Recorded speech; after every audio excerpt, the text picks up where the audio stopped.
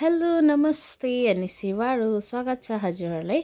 आज चाहिँ भने सेलरोटी कसरी बनाउनु पर्छ भन्ने कुरा तपाईँलाई देखाउन गइरहेको छु। सर्वप्रथम त हामीले चामललाई भिजाएर राख्नु पर्छ र आज कुट्नु छ भनेदेखि बेलुकै भिजाउँदा पनि हुन्छ र कमसे कम पनि 3-4 घन्टाभन्दा ज्यादा भिजाएर तार्नुपर्छ।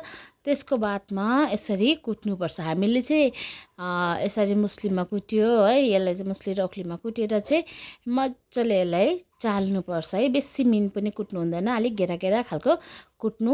त्यसको बादमा तपाईँहरूले यो दिनुभएको रेसिपीहरू छ, यो तपाईँहरूले एड गर्न सक्नुहुन्छ। सुगर हाल्न सक्नुहुन्छ तपाईँहरूको टेस्ट अनुसार, कति गुलियो खानुहुन्छ है। त्यस बादमा हामीले कति क्वान्टिटी लिएको छ चामलको पिठो र त्यसमा हामीले मैदा एड गर्न सक्नुहुन्छ। अनि रोटी मसाला, त्यहाँदेखि तपाईँहरूले घिउ डाल्न सक्नुहुन्छ। तपाईँहरूले आफ्नो आफ्नो स्वाद अनुसारले के पो भन्छ, दही, दुध, केरा, नरिवलहरू पनि हाल्न सक्नुहुन्छ।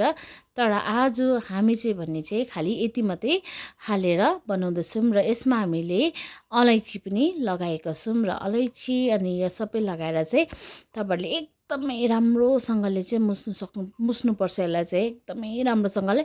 सो मिक्स गर्दाखेरि एकदमै हात दुख्छ है तपाईँहरूकै।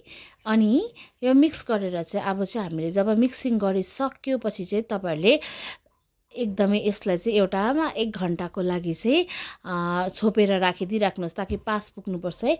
पास पुगेपछि चाहिँ त्यहाँबाट चाहिँ हामीले पोल्नु सक्छौँ। र तपाईँहरूलाई कस्तो प्रकारले पोल्नु सजिलो हुन्छ, ग्यासमा पोल्नु सजिलो हुन्छ कि चुलामा पोल्नु सजिलो हुन्छ है।